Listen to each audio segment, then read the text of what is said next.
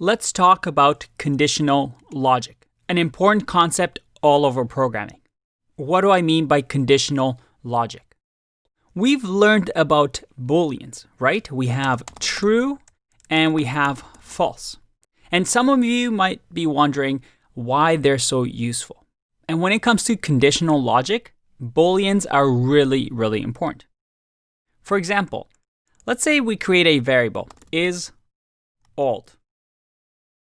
And you know what? We're going to create a car that automatically detects if you can start the engine. Maybe if you're not old enough, the engine won't start and it won't let you drive. So that they make sure that this car is super safe and only people that are perhaps over 18 can drive it. So how can we code something like that? Let's assume Tesla has a new feature like that. Well, we'll have something like is old and we'll set this to true, right? Maybe we have something else. Maybe it checks the license to make sure that we have a license. So we can say is license. And then we can set it to true. Now, these could change, true and false, depending on the user and the driver. But when I talk about conditionals, this is what I mean. In Python, we can use the if keyword to say if some condition exists, and this is just me writing it, it doesn't exist. You can see that I get a red underline with invalid syntax. But here we want to say a condition that evaluates to true or false. In our case, we can say, hey, if is old, which what does it evaluate to? Well, it evaluates to true. If that's true, then let's say print you are old enough to drive. Now, there's a few new things here. One, I've added a semicolon or a colon, and then you'll see here that the indentation is different. As a matter of fact, when I press enter after the colon, you see that it automatically gives me a space. This tells the Python interpreter, I'm going to do an if statement, a conditional operation. And if this happens to be true, run everything that's inside of here that has this indentation. And if I do something without the indentation, let's say print check, check, this to the Python interpreter is like a completely new line. It is not part of this if block. And if you're using the REPL, you see over here I get a little minus sign.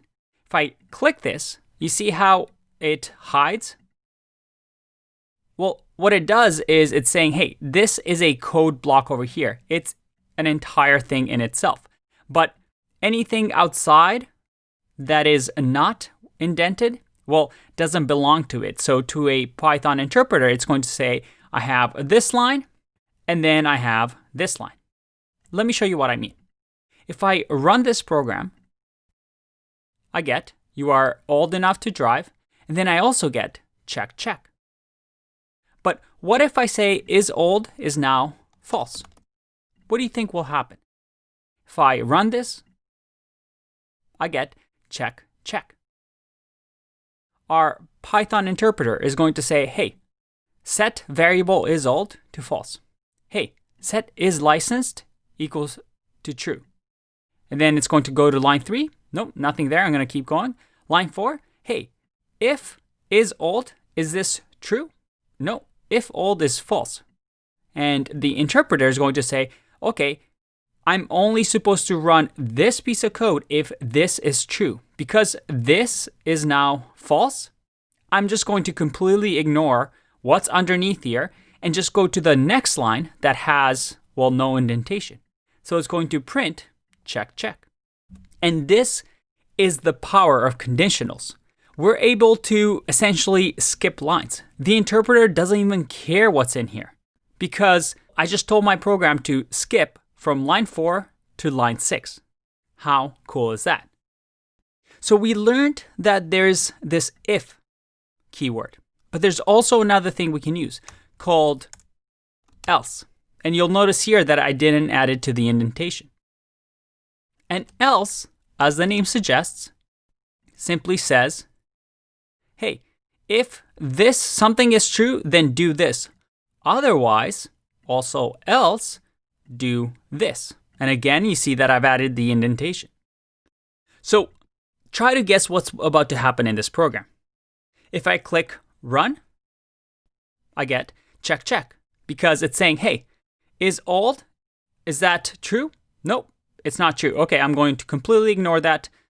The interpreter sees else. Okay, well, this wasn't true, so I'm going to run. Whenever this evaluates to false, I'm going to always run print check, check. What if I change is old to now equal to true? What will happen next? Well, I get you are old enough to drive. Else only runs if the if block of code evaluates to false. Very, very cool. All right, let me ask you another question. What if I did print here? And let's change this to you are not of age. If I run this, is that what you expected? Well, I hope by now you agree that this is the expected behavior.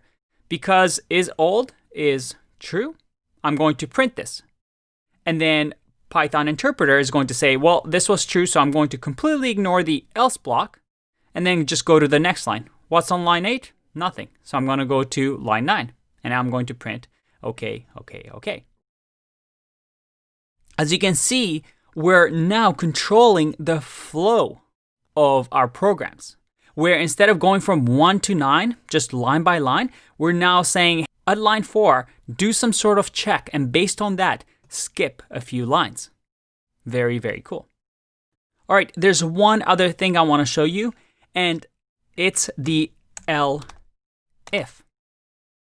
And I know this kind of looks weird. You would think that it'll be else if, but no.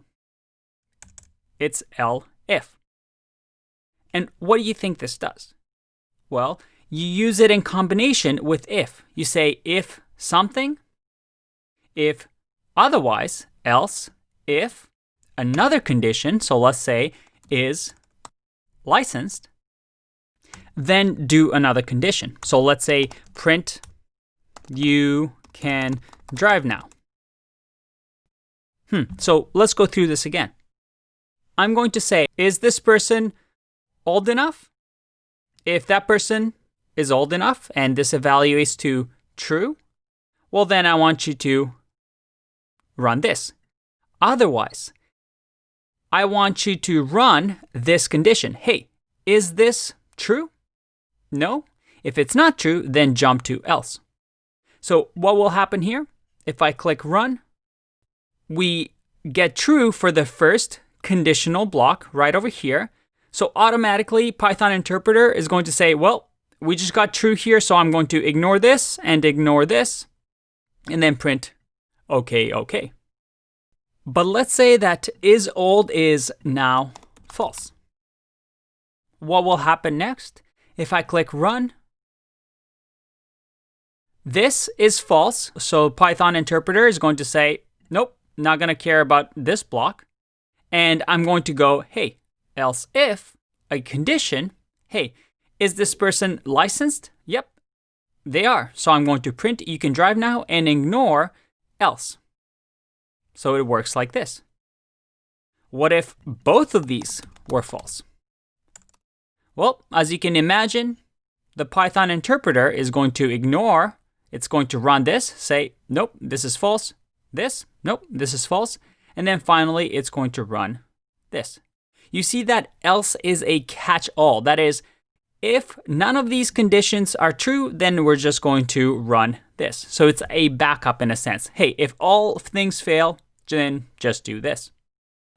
Very, very cool. Now, if you look at this program, you're thinking, this program doesn't really work that well, does it? I mean, we're checking if the person is old and if person is licensed, but shouldn't we check both? We want somebody who has a license and who's old enough to drive. This is a buggy program. If we implement this in a Tesla, Well, we're going to get a lot of lawsuits, right? Because we can get somebody who's maybe licensed but isn't old enough, which I guess doesn't make sense. But we can get somebody who is old enough but never got their driver's license. And somehow we get access to the car and they can start the engine and drive. And oh, that's a lawsuit waiting to happen. So how can we fix this? You know what? The power is that this is an expression, right? An expression, if you remember, is something that produces a value. And that means that this doesn't have to, just have true here. It could be an expression. So I could say, if is old and is licensed, then I can do that. And this is something new that we haven't seen before, the and. This is another keyword in Python. And in an upcoming video, we're going to talk about more of these keywords. But this should read like English, right? If is old and is licensed, then do this. So we can now remove the elif. And then here, both expressions need to evaluate to true. That is, whatever happens here, this has to evaluate to true and this has to evaluate to true. And only when both are true, again, as and states, then you're old enough to drive and you have a license. So that if I run this, well, I get an error, right? Because, or not an error, but it goes into the else block because both of these are false.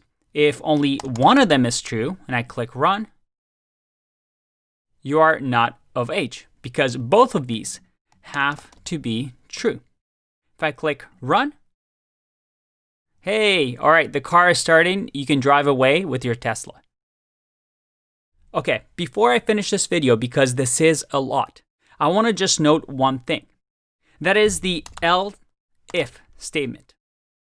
The elif statement is really, really useful because when you have code like this, where you have an if statement and an else statement, usually you only see one of each. I mean, sure, in another part of the program, I could have another if statement and an if statement with another else statement inside of here. But usually, when you have this grouping together, you only see one if and one else, but you can have multiple elifs. So I can have elif another condition here, and then I can have another elif another condition here. And you can have as many as you want. Eventually, the program is going to either evaluate one of these conditions to true, or it's going to go into the else block. But usually you follow this order. All right, that was a lot. Let's take a break and explore this topic a little bit more. I'll see you in the next one. Bye-bye.